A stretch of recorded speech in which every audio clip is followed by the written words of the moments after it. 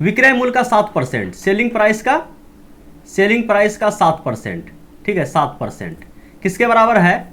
तो बोल रहा है क्रय मूल्य के 8% के बराबर है, सीपी का 8% के बराबर है। तो क्या करेंगे, परसेंट से परसेंट खत्म और एसपी से सीपी का रेशियो निकाल देते हैं। तो एसपी और बटे में सीपी, उधर पहले से 8 है, 7 गया इधर से, तो एसपी आ गया कितना 8 रुपया और सीपी कितना आ गया 7 रुपया। अब यहाँ पे देखा जाए, पूछ रहा है कि क्रय मूल्य क्या है, तो क्रय मूल्य हम लोग खोजेंगे कि 7 का मल्टीपल जो भी होगा, 7 का मल्टीपल होगा, 7 का मल्टीपल सभी है। यहाँ पे क्या हो गया, विकेट गिर गया। अब देखते हैं आगे क्या बोल रहा है।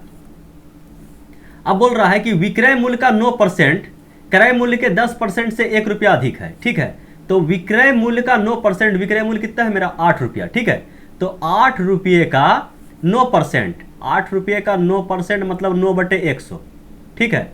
और उसके बाद बोल रहा है कि क्रय मूल्य का 10%, क्रय मूल्य कितना है 7 का 10%, ठीक है, से 1 रुपया अधिक है। तो कौन अधिक है, 7 ढंग 70 और 9 8 72, मतलब ये वाला बड़ा है, तो इसमें इसको घटा दीजिए।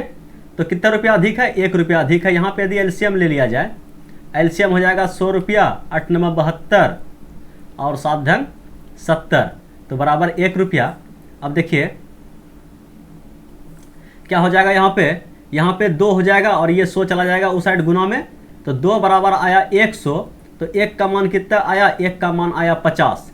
तो क्या पूछ रहा है, क्रय मूल्य क्या है, ठीक है। क्रय मूल्य क्या है, क्रय मूल्य कितना है मेरा 7 है, 1 का मान 50 है, तो 7 का मान कितना होगा, 7 पचे 35, 7 पचे 35, 350 रुपया, 350 रुपया, ऑप्शन नंबर सी, ठीक है। यकीन है आप लोग को अब समझ में आ गया होगा।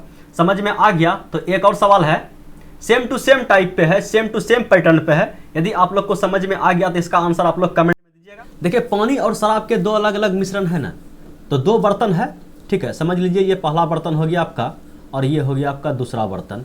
तो पहला बर्तन में पानी और शराब का क्या रेशियो है, तो पानी हो गया यहाँ पे आपका और ये हो गया आपका शराब का।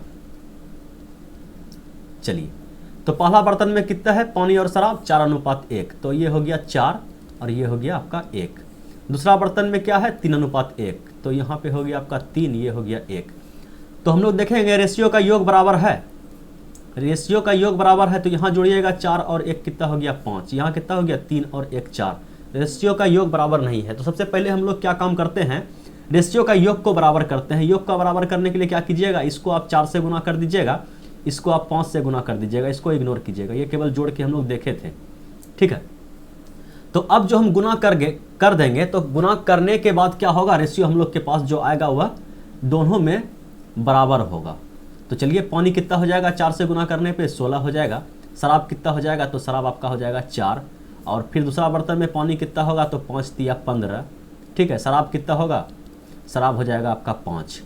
अब क्या बोला है, अब बोला है कि दोनों बर्तनों से मिश्रण को 1:2 में निकाला गया है।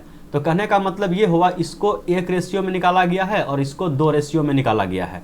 तो हम निकाल देते हैं, फिर से एक बार गुना कर देते हैं। तो 16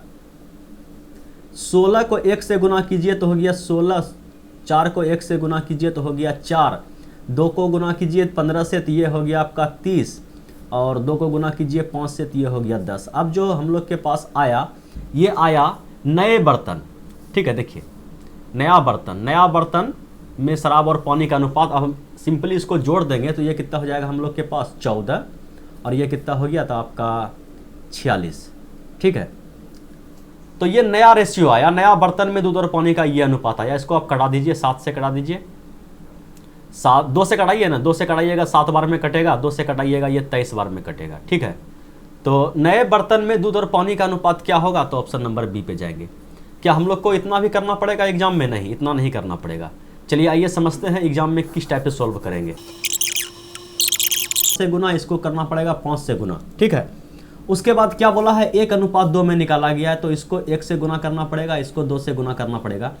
टोटल हमको क्या गुना करना पड़ेगा, तो गुना करना पड़ेगा 4 से और इसको गुना करना पड़ेगा 10 से। बस डायरेक्ट करेंगे, 4 चौके 16, 4 एका 4, 10 से गुना करेंगे 10 तिया 30, 10 एका 10, ठीक है। सिंपली जोड़ देंगे, कितना हो गया 14, ये कितना हो गया 46 कटा दीजिए, 2 से कटा दीजिए, 23 दूना 46, 7 दूना 14।